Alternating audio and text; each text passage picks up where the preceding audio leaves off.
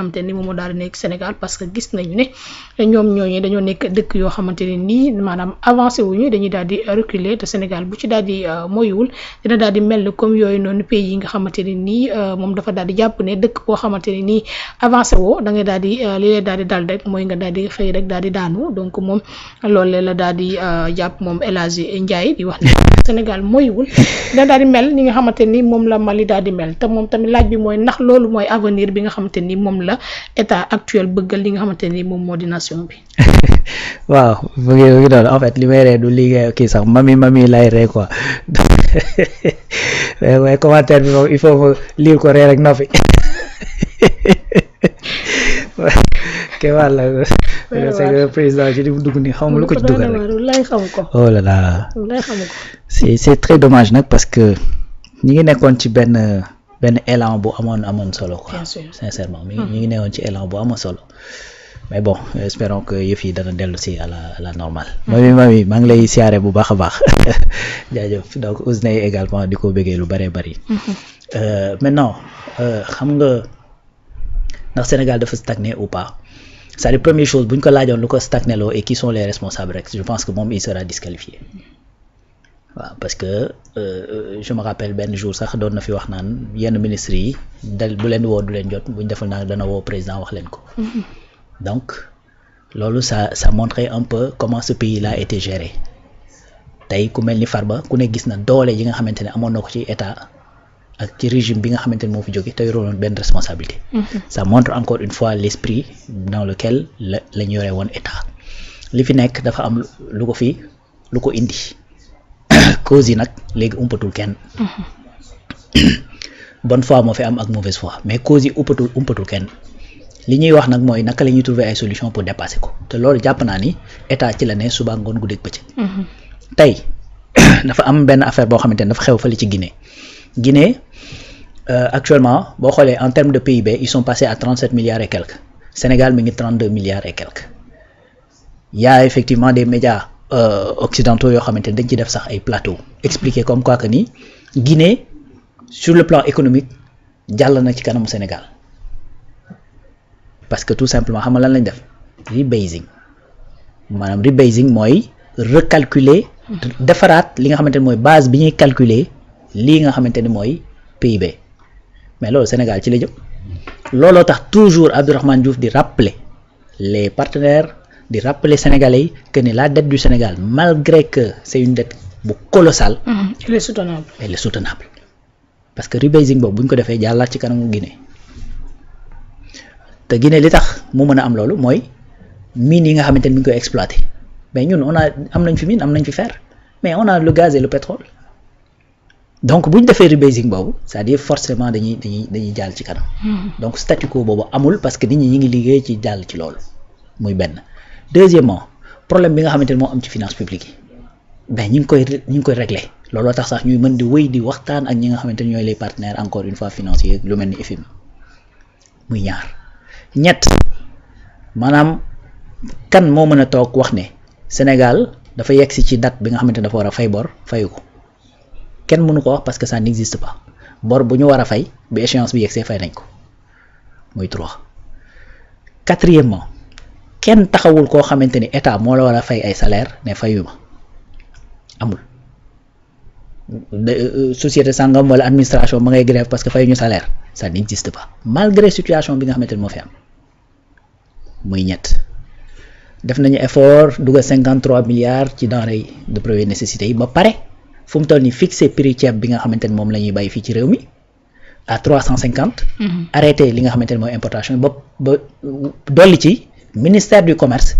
signé protocole ak les producteurs pour jàppale leen ci promotion bi maanaam ci communication pour sénégalais yi mën a adopter loolu nga xamante ni mooy ceeb bi ñuy bàyyi ci réew mi mais loolu bu dul avancement man xaw ma lan mooy avancement. Banane liñ ci doon bay dafa dépasser effectivement li nga xamante ne moom lañ doon am soble pomme de terre etc. Donc agriculture mi ngi góorgóorlu port Ndayane chantier baa ngay avancé le port de Dakar ci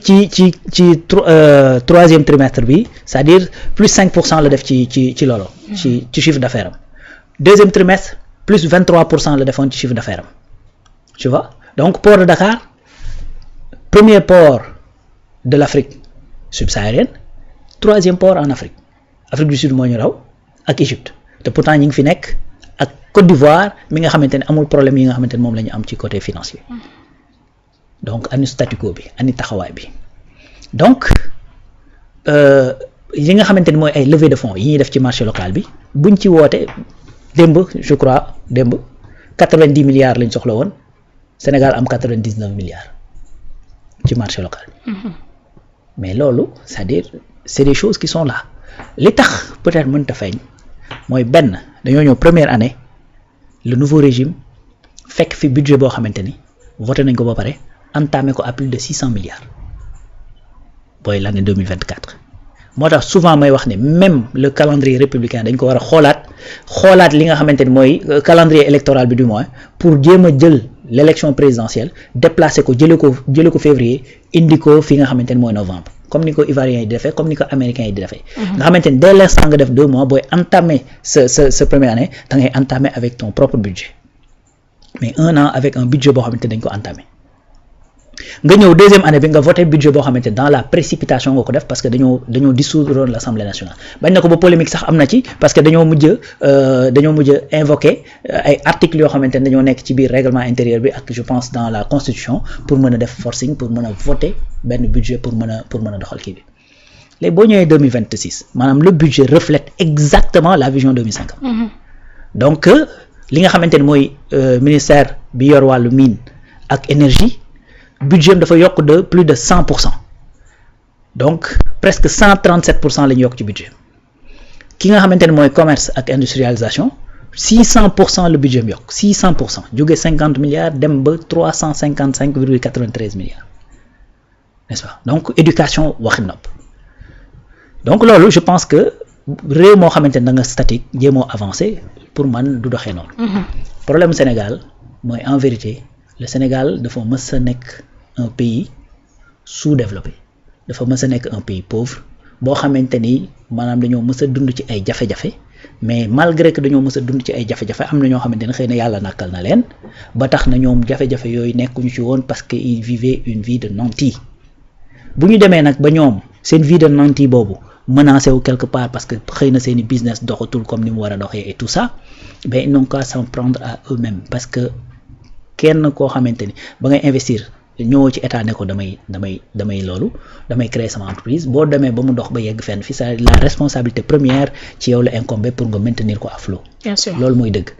Maintenant nag boo demee nag ba jut difficulté yooyu ba gis ne yaa ngi régresser ak yu demee noonu c'est-à-dire loolu ça veut pas dire que réew mi moo taxaw c'est-à-dire c'est tes propres activités ñoo nekk di dellu gannaaw ak di régresser wala ñu stagner. C'est tes propres activités mais yow boo demee ba yegg fenn fi da ngay fekk nit ñi rek ñu nekk ca lañ nekkoon. Bien sûr gis nga ñi ëpp ci Sénégalais yi rubba seen vie n'a pas changé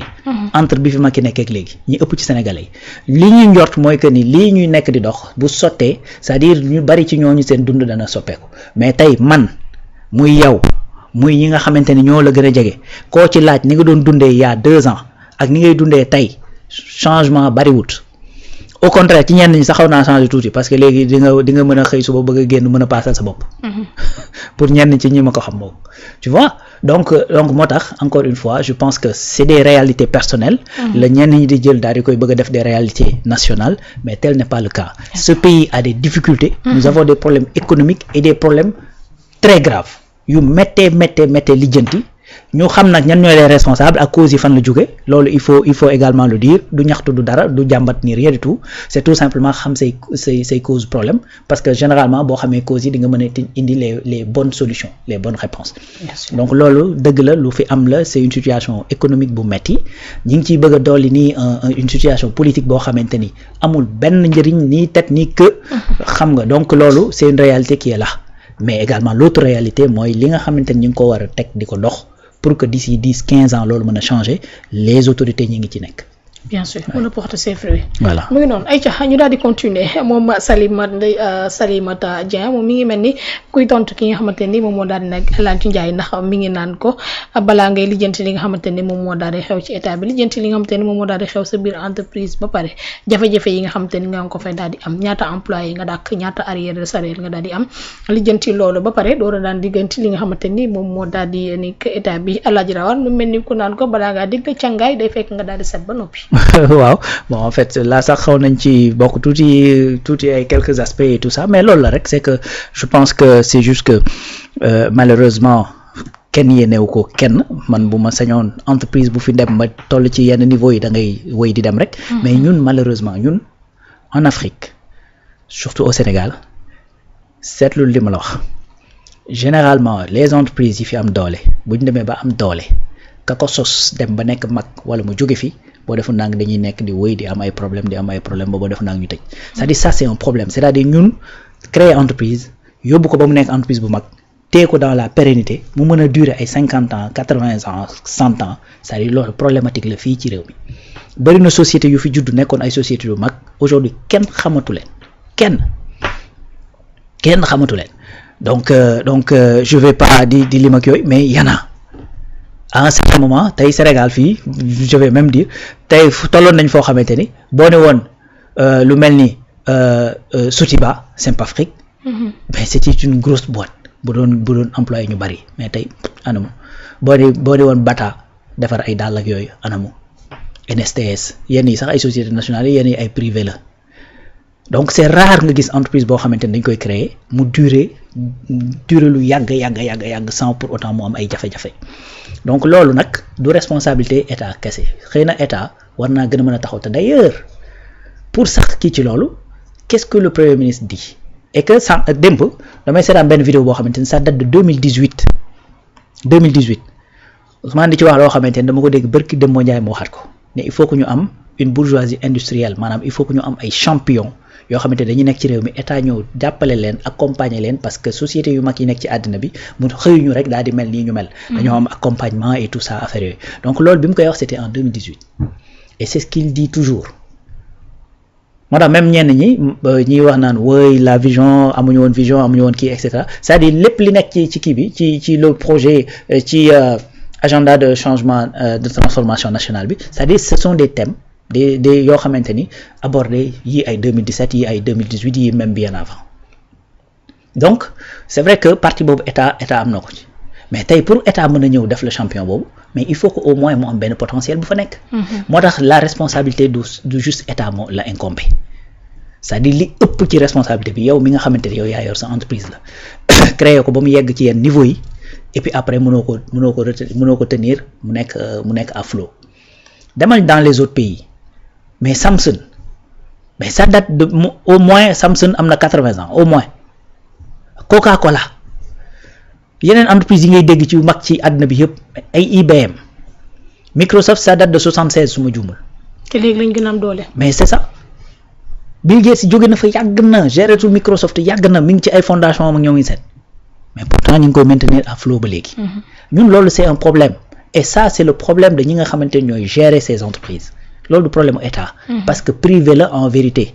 donc une entreprise privée état li mu ci mën mooy defal la ay facilités lu jëm ci wàllu fiscalité ñoomin seen defal la environnement boo xamante ne da nga mën a investir soo waree concurrencer ak ñi nga xamante ne c'est l'étranger mu ñëw taxaw ci sa wet wala mu jël la defal la privilège préférence nationale